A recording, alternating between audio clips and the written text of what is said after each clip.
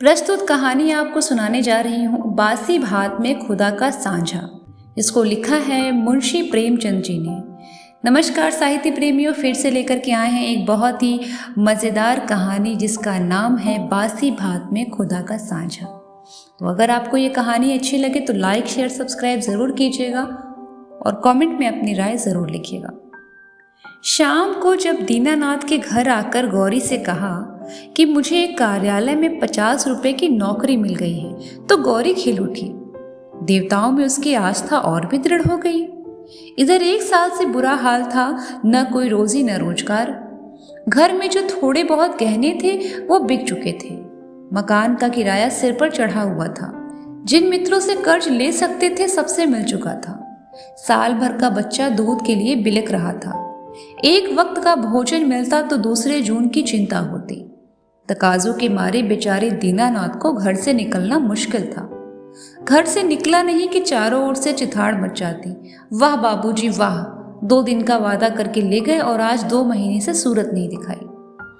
भाई साहब, ये तो अच्छी बात नहीं। आपको अपनी जरूरत का ख्याल है मगर दूसरों की जरूरत का जरा भी ख्याल नहीं। किसी ने कहा है दुश्मन को चाहे कर्ज दे दो, दोस्त को कभी मत दो। दीनानाथ को ये वाक्य तीरों से लगते थे और उसका जी चाहता था कि जीवन का अंत कर डाले, मगर बेज़बान स्त्री और अबोध बच्चे का मुख देखकर कलेजा थाम के रह जाता। आज भगवान ने उस पर दया की और संकट के दिन कट गए। गौरी ने प्रसन्न मुख होकर कहा, मैं कहती थी ना कि ईश्वर सबकी सुधि लेते हैं और कभी न कभी हमारी भी सुधि लेंगे, मगर तुमको विश्वास ही न था। बोलो, अब तो ईश्वर की दयालुता से कायल हो गए ना। दीनानाथ ने हठधर्मी करते हुए कहा, ये मेरी दौड़ धूप का नतीजा है, ईश्वर की दयालुता क्या। ईश्वर को तो तब जानता जब कहीं से छप्पड़ फाड़ कर भेज दे। लेकिन मुंह से चाहे कुछ कहे, ईश्वर के प्रति उसके मन में श्रद्धा उदय हो गई थी। दीनानाथ का स्वामी बड़ा ही रूखा आदमी था और काम में बड़ा चुस्त।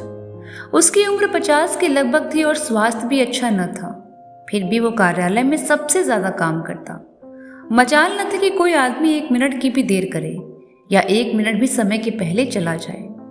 बीच में 15 मिनट की छुट्टी मिलती थी जिसमें थोड़ा सा उसका जी चाहे पान खा ले या सिगरेट पी ले या जलपान कर ले। इसके अलावा 1 मिनट का अवकाश न मिलता था। वेतन पहली तारीख को मिल जाता था। उत्सवों में भी दफ्तर बंद रहता था और नियत समय के बाद कभी भी काम न लिया जाता। सभी कर्मचारियों को बोनस मिलता था और प्रोविडेंट फंड की भी सुविधा थी। फिर भी कोई आदमी खुश न था। काम या समय की पाबंदी की किसी को शिकायत न थी। शिकायत थी केवल स्वामी के शुष्क व्यवहार की। कितना ही जी लगाकर काम करो, कितना ही प्राण दे दो, पर उसके बदले धन्यवाद का एक शब्द भी न मिलता। कर्मचारियों में और कोई संतुष्ट हो न हो, दीनानाथ को स्वामी से कोई शिकायत न थी। वो घुड़कियां और फटकार पाकर भी शायद उतने ही परिश्रम से काम करता था। साल भर में उसने कर्ज चुका दिए और कुछ संचय भी कर लिया। वह उन लोगों में था जो थोड़े में भी संतुष्ट रह सकते हैं। अगर नियमित रूप से मिलता जाए, 1 रुपया भी किसी खास काम में खर्च करना पड़ता तो दंपत्ति में घंटों सलाह होती और बड़े झाव झाव के बाद कहीं मंजूरी मिलती थी। बिल गौरी की तरफ से पेश होता तो दीनानाथ विरोध में खड़ा होता। दीनानाथ की तरफ से पेश होता तो गौरी विरोध में खड़ी होती। बिल को पास करा लेना प्रस्तावक की जोरदार वकालत पर मुनस्सर था। सर्टिफाई करने वाली कोई तीसरी शक्ति वहां न थी और दीनानाथ अब पक्का आस्तिक हो गया था। ईश्वर की दया या न्याय में उसे कोई शंका न थी। नित्य संध्या करता और नियमित रूप से गीता का पाठ करता।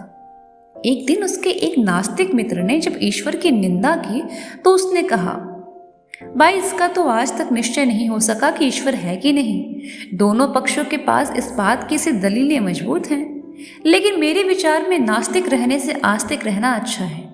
अगर ईश्वर की सत्ता है तब तो नास्तिकों को नरक के सिवा कहीं ठिकाना नहीं। आस्तिक के दोनों हाथों में लड्डू है।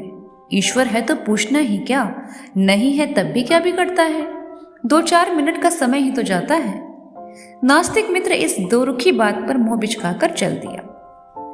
एक दिन दीनानाथ शाम को दफ्तर से चलने लगा तो स्वामी ने उसे अपने कमरे में बुला लिया और बड़ी खातिर से उसे कुर्सी पर बैठाकर बोला, तुम्हें यहाँ काम करते हुए कितने दिन हो गए? साल भर तो हुआ ही होगा।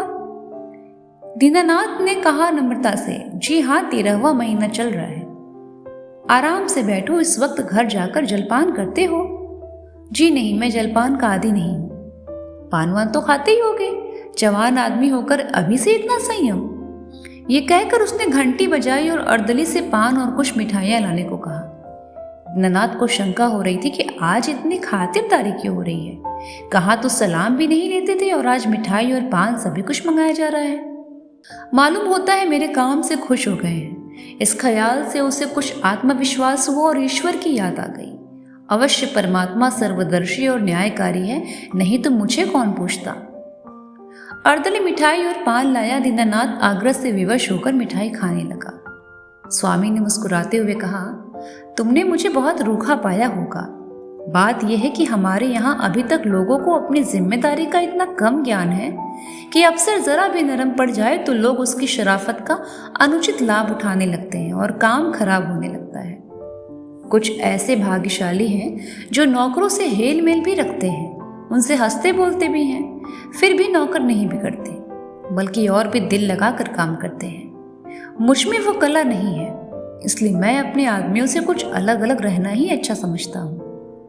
और अब तक मुझे इस नीति से कोई हानि नहीं हुई, लेकिन मैं आदमियों का रंग ढंग देखता रहता हूँ और सबको परखता रहता हूँ। मैंने तुम्हारे विषय में जो मत स्थिर किया है वो ये है कि तुम वफादार हो और तुम्हारे ऊपर विश्वास कर सकता हूँ। इसीलिए मैं तुम्हें ज्यादा जिम्मेदारी का काम देना चाहता हूँ, जहाँ तुम्हें खुद बहुत काम कम करना पड़े, केवल निगरानी रखनी पड़ेगी। तुम्हारे वेतन में 50 रुपए की तरक्की भी हो जाएगी। मुझे विश्वास है तुमने अब तक जितनी तनदेही से काम किया है उससे भी ज्यादा तनदेही से आगे करोगे। दीनानाथ की आंखों में आंसू भर आए और कंठ की मिठाई कुछ नमकीन हो गई। जी में आया स्वामी के चरणों पर सिर रख दे और कहे कि आपकी सेवा के लिए ही मेरी जान हाजिर है। आपने मेरा जो सम्मान बढ़ाया है मैं उसे निभाने में कोई कसर नहीं छोड़ूंगा। लेकिन स्वर कांप रहा था और वो केवल कृतज्ञता भरी आंखों से देखकर रह गया। सेठ जी ने एक मोटा सा लेजर निकालते हुए कहा, मैं एक ऐसे काम में तुम्हारी मदद चाहता हूँ जिस पर इस कार्यालय का सारा भविष्य टिका है। इतने आदमियों में मैंने केवल तुम्ही को विश्वास योग्य समझा है और मुझे आशा है कि तुम मुझे निराश न करोगे। ये पिछले साल का लेजर है और इसमें कुछ ऐसी रकमें दर्ज हो गई हैं जिनके अनुसार कंपनी को कई हजार लाभ होता है। लेकिन तुम जानते हो हम कई महीनों से घाटे का काम कर रहे हैं।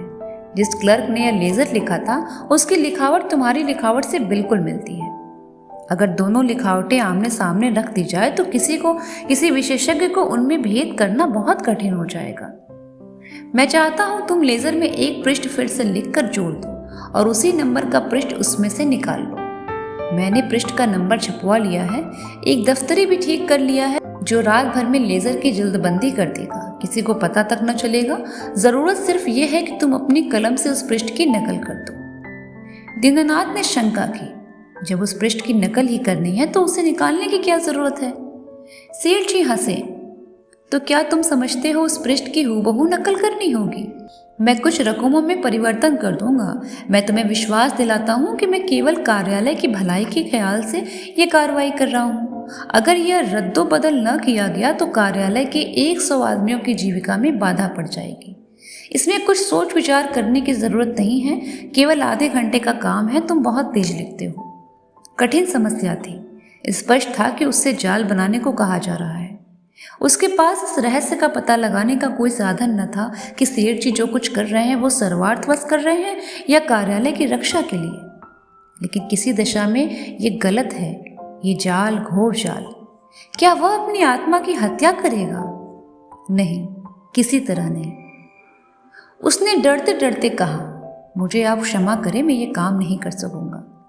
सेठ जी ने उसी अविचलित मुस्कान के साथ पूछा, क्यों? इसलिए कि यह सरासर जाल है। जाल किसे कहते हैं? किसी हिसाब में उलटफेर करना जाल है। लेकिन उस उलटफेर में 100 आदमियों की जीविका बनी रहे तो इस दशा में भी क्या वो जाल है? कंपनी की असली हालत कुछ और है, कागजी हालत कुछ और। अगर यह तब्दीली न की गई तो तुरंत कई हजार रुपए नफे के देने पड़ जाएंगे और नतीजा ये होगा कि कंपनी का दिवाला हो जाएगा और सारे आदमियों को घर बैठना पड़ेगा। मैं नहीं चाहता कि थोड़े से मालदार हिस्सेदारों के लिए इतने गरीबों का खून किया जाए। परोपकार के लिए कुछ भी जाल करना पड़े तो वो आत्मा की हत्या नहीं है। दीनानाथ को कोई जवाब न सूझा। अगर सेठ जी का कहना सच है और इस जाल से 100 आदमियों की रोजी रोटी बनी रहेगी तो वास्तव में वह जाल नहीं, कठोर कर्तव्य है। अगर आत्मा की हत्या होती भी हो तो 100 आदमियों की रक्षा के लिए उसकी परवाह न करनी चाहिए। लेकिन नैतिक समाधान हो जाने पर अपनी रक्षा का विचार आया। बोला, कहीं मामला खुल गया तो मैं मिट जाऊंगा, 14 साल के लिए काले पानी की सजा हो जाएगी। शेख ने जोर से कहा, अगर मामला खुल गया तो तुम न फंसोगे, मैं फंसूंगा। तुम साफ इनकार कर सकते हो, लिखावट तो पकड़ी जाएगी।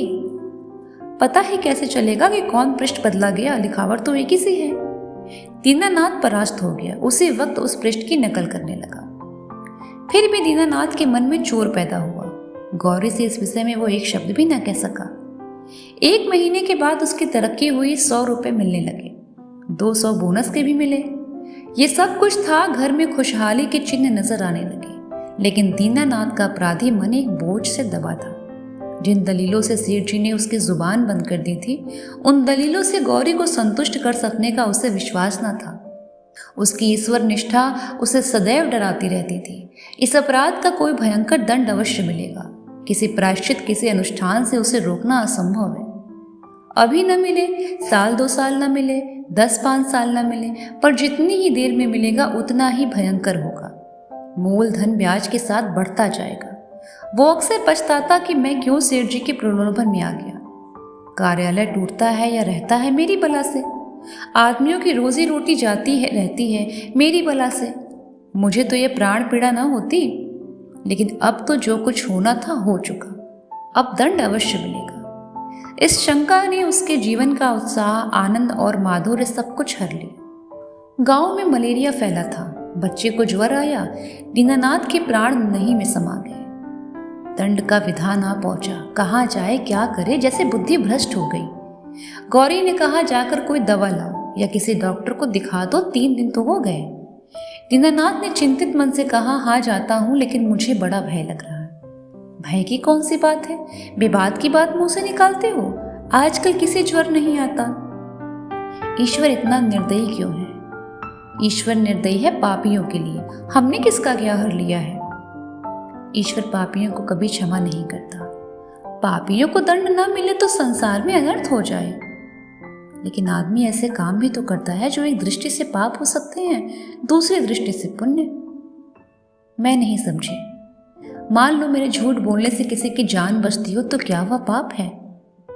मैं तो समझती हूं ऐसा झूठ पुण्य है। तो जिस पाप से मनुष्य का कल्याण हो वो पुण्य है, और क्या। दीनानाथ की अमंगल शंका थोड़ी देर के लिए दूर हो गई। डॉक्टर को बुला लाया, इलाज शुरू किया। बालक 1 सप्ताह में चंगा हो गया, मगर थोड़े दिन के बाद वो खुद बीमार पड़ गया। वो अवश्य ही ईश्वरीय दंड है और बच नहीं सकता। साधारण मलेरिया ज्वर था, पर दीनानाथ की दंड कल्पना ने उसे सन्निपात का रूप दे दिया। ज्वर में नशे की हालत की तरह यो भी कल्पना शक्ति तीव्र हो जाती है। पहले केवल मनोगत शंका थी, वो भीषण सत्य बन गई। कल्पना ने यमदूत रच डाले, उनके भाले और गदाएं रच डाली, नरक का अग्निकुंड दहका दिया। डॉक्टर की 1 होंठ दवा 1000 मन की गदा की आवाज और आग के उबलते हुए समुद्र के दाह पर क्या असर करती है? दीनानाथ मिथ्यावादी न था। पुराणों की रहस्यमय कल्पनाओं में उसे विश्वास न था।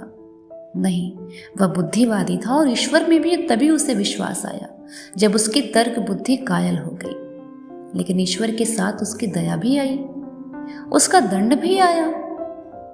दया ने उसे रोजी दी, मान दिया। ईश्वर की दया ना होती तो शायद वह भूखों मर जाता। लेकिन भूखों मरना अग्निकुंड में ढकेल दिए जाने से कहीं सरल था, खेल था। दंड भावना जन्म जन्मांतरों के संस्कार से ऐसे बद्धमूल हो गई थी, मानो उसकी बुद्धि का, उसकी आत्मा का एक अंग हो गई हो।